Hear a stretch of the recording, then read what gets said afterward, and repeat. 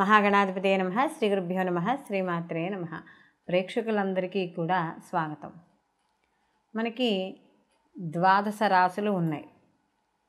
ఈ భూమి మీద పుట్టిన ప్రతి మనిషికి కూడా వాళ్ళు ఈ 12 రాశుల్లోనే వాళ్ళు ఎక్కడో ఒక అంటే ఏదో ఒక రాశిలో జన్మించడం, ఏదో ఒక నక్షత్రం మీద జన్మించడం అనేది ఉంటుంది. అంటే మనకున్న 27 నక్షత్రాల్లోనూ 12 రాశుల్లోనూ కూడా ఈ ఎక్కడైనా కూడా జన్మించే అవకాశం ఉంది. అయితే ఆ రాశిని బట్టి అతని యొక్క స్వభావము, లక్షణము, అతని యొక్క వృత్తి, ఉద్యోగ, వ్యాపారము, అతని నడవడిక, పేరు ప్రతిష్టలు, అలాగే అతను ఏ సంవత్సరాల్లో వృద్ధి పొందుతాడు, అతని యొక్క నడవడిక ఎలా ఉంటుంది, అతని వివాహము, అలాగే సంతానము, ఇలా ఆరోగ్య విషయాలు, ఆర్థికపరమైన పరిస్థితులు, ఇవన్నీ కూడా అతని యొక్క జీవన విధానం ఎలా ఉంటుంది, అతని యొక్క నడవడిక ఎలా ఉంటుంది అని అన్నీ కూడా మనకి అతను పుట్టిన రాశి మీద, అలాగే అతను ఉన్న లగ్నం మీద కూడా ఆధారపడి ఉండడం అనేది జరుగుతుంది. అయితే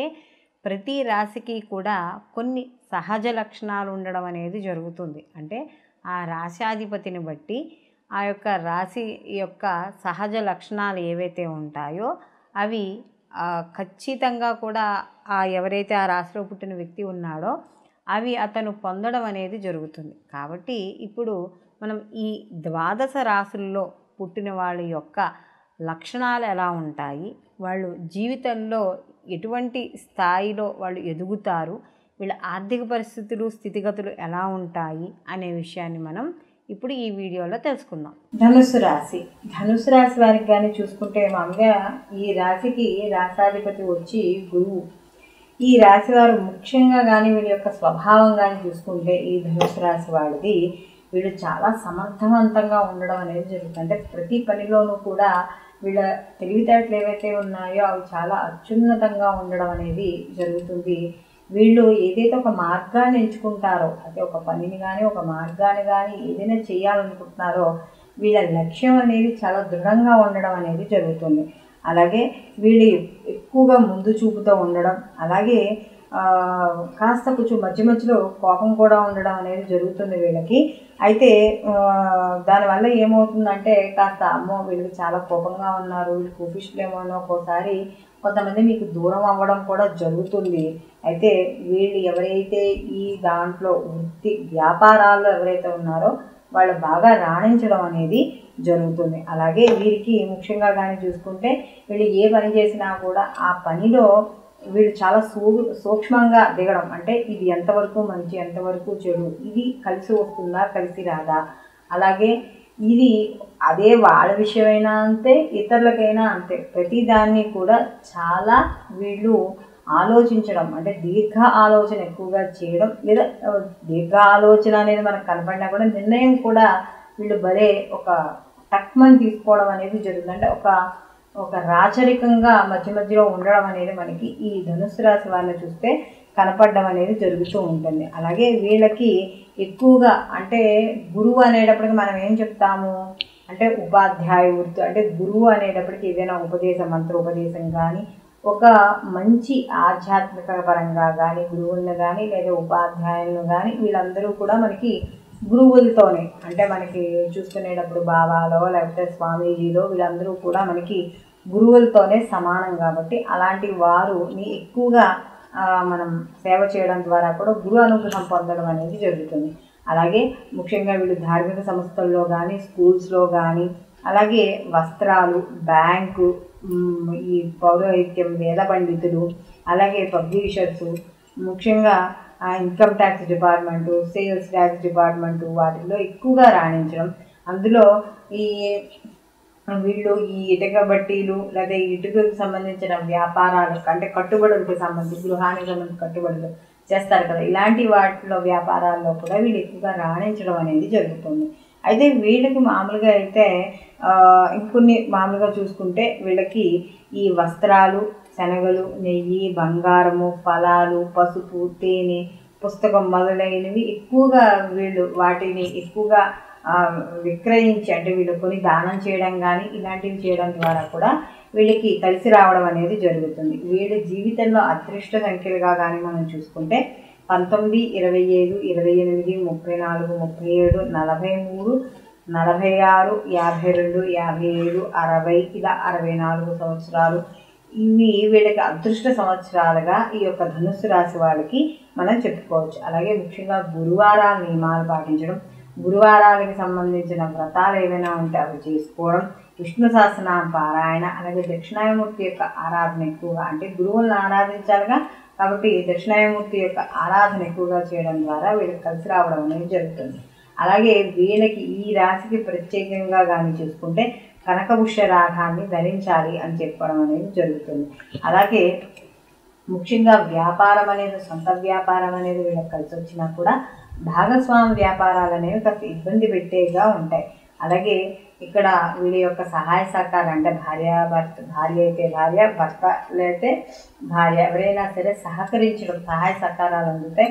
కుటుంబంలో కూడా మీకు ఒక ఉన్నత స్థాయి అనేది ఇవ్వడం అనేది జరుగుతుంది. అంటే మధ్య మధ్యలో చిన్న చిన్న మోసాలు, మనస్పర్ధలు ఇలాంటివి వచ్చినా కూడా మీకు ఓవరాల్గా మీ లైఫ్ కానీ చూసుకుంటే మీకంటూ ఒక ప్రత్యేకత అనేది మాత్రం తప్పకుండా ఉండడం అనేది జరుగుతుంది. అలాగే వీళ్ళు ఎక్కువగా కూడా గురువారాలు నియమాలు పాటించడం, అంటే ఏకభుక్తం కానీ, గురు చరిత్ర పారాయణ చేసుకోవడం కానీ, పసుపు రంగు వస్త్రాలను దానం ఇవ్వడం కానీ, లేకపోతే పసుపు రంగు వర్ణం పూలతో ఇక్కడ మనం దత్తాత్రేయుల వారు కానీ దక్షిణామూర్తిని కానీ ఆరాధన చేయడం, ఇలాంటివన్నీ కూడా మీకు కలిసి వచ్చే వాటిగా చేసుకోవచ్చు. అలాగే ఇక్కడ ముఖ్యంగా సోమవారాలు వ్రతాలను ఆచరించడము, శివారాధన, అంటే దక్షిణామూర్తి అంటే కూడా శివుడే కాబట్టి శివారాధన అనేది చాలా మంచిది. అలాగే ఈ రాశి వారికి కానీ చూసుకుంటే తూర్పు పడమరలు చాలా అనుకూలాన్ని, లాభాన్ని ఇవ్వడం అనేది జరుగుతుంది. ఎందుకంటే వీళ్ళకి ఈ తూర్పు పడమరలు అంటే ఇప్పుడు మనం ఏదైనా ఒక ఇంట్లో ఉన్నా కూడా అక్కడ నివాసం తూర్పు పడమర సింహద్వారాలు ఉన్నవి ఎక్కువగా కలిసి రావడం అనేది వీళ్ళకి జరుగుతుంది. అలాగే ఇందులో ఎవరైతే ఈ రాశిలో స్త్రీలు ఉన్నారో వాళ్ళందరూ కూడా చాలా అందంగా ఉండడం, అలాగే వాళ్ళకి సంబంధించిన కళ్ళు కానీ జుట్టు కానీ మంచి ఆకర్షణవంతంగా ఉండడం అనేది ఉంటుంది. అలాగే వీళ్ళు కూడా ఎక్కువగా ఉపవాసాలు, దీక్షలు, వ్రతాలు వాటితో ఎక్కువగా సమయాన్ని గడపడం, వీళ్ళు చాలా వినయం విధేయతలతో ఉండడం, మాట్లాడేటప్పుడు కూడా ఇక్కడ గురువుకు సంబంధించిన రాశి కాబట్టి ఎక్కువగా మృదువుగా మాట్లాడడం అనేది జరుగుతూ ఉంటుంది. అలాగే వీళ్ళు కుటుంబం కోసం ఎంతో కష్టపడడం ఈ స్త్రీలు. అలాగే చాలా అంటే ఎవరు ఏమన్నా కూడా చాలా అంటే అన్నారులే అని చెప్పి వెళ్ళిపోవడమే తప్ప, అంతేగాని వాళ్ళు నన్ను ఏదో అన్నారు కదా అని చెప్పి ఏదో పోట్లాట్లకు ముందుకు వెళ్ళడం అలాంటివి ఏమీ ఉండవు. అలాగే ముఖ్యంగా కానీ చూసుకుంటే ఈ ఎవరైతే స్త్రీలు ఉన్నారో ఈ రాశిలో వాళ్ళు కాస్త వీళ్ళకి గర్భ సంబంధమైన రుగ్మతలు అనేవి ఏర్పడుతూ ఉంటాయి కాబట్టి అలాంటి విషయాల్లో జాగ్రత్తలు పరుచుకోవాలి. అలాగే వీళ్ళకి భార్య లేక భర్త ఎవరైనా సరే వీళ్ళకి అనుగుణంగా ఉండేవాళ్ళు, వీళ్ళ అనుకూలత అయిన వాళ్ళు దొరకడం అనేది జరుగుతుంది. అలాగే ఈ రాశిలో జన్మించిన వాళ్ళకి కాస్త మంచి తేజోవంతమైన శరీరము, చూపులు, ఎదురవాళ్ళని ఆకట్టుకునేటట్టుగాను, మంచి మృదు సంభాషణగాను ఉండడం అనేది ఉంటుంది. అయితే ఇక్కడ ప్రతి అగ్నితత్వానికి సంబంధించిన రాశి కాబట్టి వీళ్ళు ప్రతి పనిని కూడా చాలా ధైర్యంతోనూ సాహసంతోనూ కూడా చేయడం అనేది జరుగుతుంది. వీళ్ళ లక్ష్యాన్ని ఛేదించడం అనేది జరుగుతుంది. అలాగే వీళ్ళు కాస్త చురుకుదనం, మేధావితనం, అలాగే అవిశ్రాంతంగా ఏదైనా ఒక పని అనుకుంటే మాత్రం చాలు వీళ్ళు అవిశ్రాంతంగా కృషి చేయడం అనేది జరుగుతుంది. అలాగే వీళ్ళకి సంఘంలో మంచి బలము, అధికారము, కీర్తి ప్రతిష్టలు ఉండడం అనేది జరుగుతుంది. అయితే ఈ ధనుసు రాశి వాళ్ళకి కానీ చూసుకుంటే వీళ్ళు ఏదైతే విద్యలో ఉన్నారో వాళ్ళ విద్యలో ఎంత స్థాయిలో ఉన్నప్పటికీ కూడా వీళ్ళు ఎక్కువగా అంటే గురువుకు సంబంధించిన నక్షత్రం కాబట్టి కరెంట్ అఫైర్స్, జనరల్ నాలెడ్జ్, అలాగే గణితము, న్యాయశాస్త్రము, లేకపోతే వేద పండితులు అలాంటి వాళ్ళకి తర్కశాస్త్రాలు ఉంటాయి కదా వాటిల్లోనూ ఇలాంటి వాటిలో మంచి ప్రతిభని మాత్రం కలిగి ఉండడం అనేది తప్పకుండా ఉంటుంది ఈ ధనుసు రాశి వాళ్ళలో. అలాగే ఆర్థిక పరంగా కానీ చూసుకుంటే వీళ్ళకి ఎక్కువగా అంటే చెడు వ్యసనాలకు కూడా వీళ్ళు దూరంగానే ఉంటారు. ప్రత్యేకంగా వీళ్ళు ఉండాలని అంటూ ఏమీ ఉండదు. అలాగే వీళ్ళకి మంచి ఉపాధ్యాయులుగాను, అలాగే ఉపన్యాసకర్తలుగాను, రాజకీయవేత్తలుగాను, ఇంజనీరింగ్, బ్యాంకింగ్ ఉద్యోగస్తులు, అలాగే సంపాదకులుగాను, భవన నిర్మాణ కాంట్రాక్టర్లుగాను, అంటే ఈ ఇంజనీరింగ్కి సంబంధించి, సివిల్ ఇంజనీరింగ్కి సంబంధించి ఇలాంటి వాటిలో బాగా రాణించడం అనేది జరుగుతుంది. అలాగే ఇంకా వీళ్ళ దగ్గరికి ఆర్థికపరమైన విషయాల్లో కానీ చూసుకుంటే మంచి స్థిరత్వము, గురువు కానీ బలంగా ఉంటే, ఈ ధనుసు రాశి వాళ్ళకి గురువే, అయితే ఈ గురువు కూడా బలంగా కానీ ఎక్కువగా ఉంటే వీళ్ళకి తాత ముత్తాతల నుంచి అంటే పైతరాల నుంచి వచ్చే స్థిరాస్తులు ఇవన్నీ కూడా వీళ్ళకి నిలబడ్డం అనేది జరుగుతుంది. వీళ్ళ వరకు చేతికి అందుకోవడం అనేది జరుగుతుంది. అలాగే వీళ్ళకి కొంతకాలం వయసు వచ్చిన తర్వాత నరాలకు సంబంధించిన కీళ్ళ నొప్పులు కాస్త ఇబ్బంది పడే అవకాశం అనేది కనబడుతుంది. అలాగే వీళ్ళకి షుగరు, అలాగే ఇండైజెషన్ ప్రాబ్లమ్స్ ఇవన్నీ కూడా వీటికి గురువు వల్ల వచ్చే ఇబ్బందులు. కాబట్టి వీళ్ళు ముఖ్యంగా ఆహార నియమాలు పాటించడం, శ్రద్ధ వహించడం, ధ్యానం చేయడం ఇవన్నీ కూడా వీళ్ళకి మంచివైన విషయాలుగా చెప్పవచ్చు. ఇంకా వీళ్ళకి వివాహము, ప్రేమ వ్యవహారాలు వచ్చేటప్పటికి వీళ్ళకి ఎక్కువగా చాలా అందరితోనూ కూడా చాలా చురుగ్గా మాట్లాడడం ఉండడం వల్ల కాస్త అందరినీ కూడా ఆకర్షించేటట్టుగా ఉండడం అనేది జరుగుతుంది. అలాగే జీవిత భాగస్వామి విషయాల్లో వాటితో కూడా చాలా రెస్పెక్ట్గా ఉండడం అనేది జరుగుతుంది. సత్సంబంధాలు అనేవి అనుకూలంగా ఉంటాయి.